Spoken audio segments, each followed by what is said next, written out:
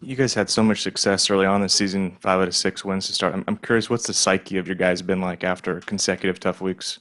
Yeah, well, that's the first thing we wanted to get to the bottom of yesterday, and I think we did. I think we all know.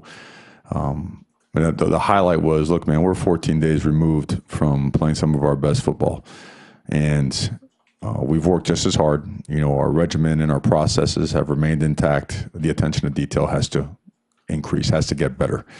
That's something that I feel, anytime you take a dip in performance, attention to detail has to be the first thing you address and take a look at, assess, and to see how it could be done better. And take accountability and responsibility, everyone in the organization. Zero pointing fingers, just get at it, but get at it responsibly and intelligently. It's not just blind work. It's not just go grind. Certain things have to improve, and those things have been assessed. They have been addressed, and practice is structured to be able to improve at those particular areas. And that's the route that we're going to go. That's the only way we know. And I think our guys understand also is, look, we've got 8 seniors on this team. We got a young football team. And when you hit, adversity like this, especially when a good brunt of it is self-induced, you've got to buckle down, and you've got to really set your focus on the things that we must get better at. There's no magic solution or potion or whatnot. It requires really, really getting ingrained into what you have to do and we get better. Mario, I can appreciate the game within a game, the math and the blocking and the stacking the box and all those things, but it's not always that simple. I mean, surely, obviously, you know that. I mean, you're able to run at times when you're outnumbered. Any team is at times. Sometimes they're able to pass when they're outnumbered in coverage. Why against two teams who, well, they beat you? I know you have to be respectful about it, but a team who struggled mightily against the run before this last weekend.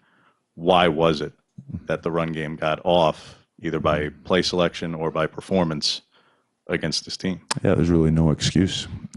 I can say the things that where the brunt of it falls on, the responsibility, and I'll keep saying it falls on us as coaches and players.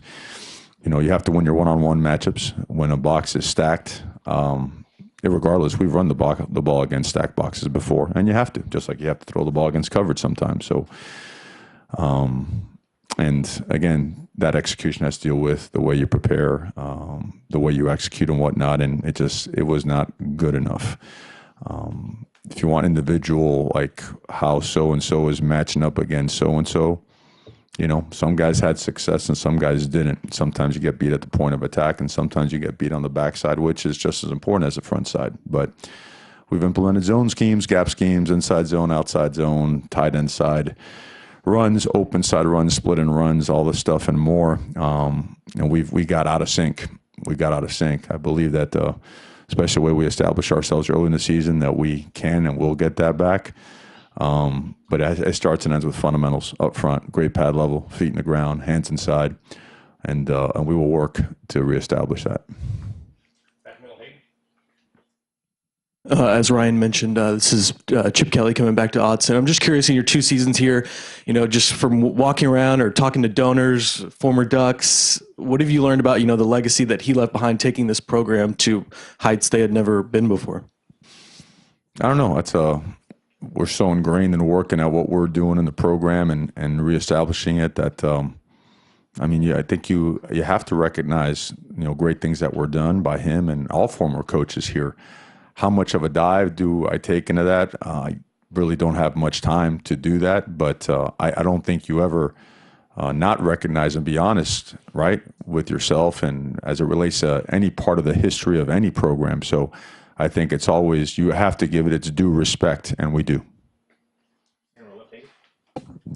I know you talked a little bit about UCLA, how they're good on both sides of the ball. Can you, a little more in detail, tell me what you think the biggest threats will be this weekend, as far as like schemes and different things like that? No, they have some good players. Obviously a little bit similar in terms of quarterback preparation. They've played 2 different guys, and both have been pretty effective, in moving the team. And I know one was a starter to start off, and there was an injury or whatnot, and then the young quarterback came in and did a heck of a job, really athletic. But UCLA always has really good players. They're in a hotbed of talent. And at the skill positions and at the tight end position, at running back, the running back is big. He's explosive. He's a downhill guy. Tight end, they're long and athletic. At wide receiver, they have all the different pieces you want for your wide receiver core. Long, athletic, can stretch the field, quick, explosive, with a lot of wiggle. And they have an offensive line that is really playing well, playing at a high level. So they're executing really well. You know, you could see that they've come a lot the last couple of the last 3 games, that they're really building some really good momentum. And defensively, you know, it all starts up front. They, you know, their nose tackle is in the 380-pound range, real big guy. They tilt him. They try to take your center and knock him back. They will really stack the box, play the bare front, cover both guards at center, create some edge pressure. They try to get exotic on third down, try to put pressure on your quarterback. And they'll do a lot of what we've seen the past couple of weeks. They'll get up there and mug your wide receivers and try to disrupt the timing of your passing game. So overall, again, to me, it's just another example of a Pac-12 team. Everybody in the Pac-12 is good enough to beat anybody on any Saturday. And so we have to prepare to our best.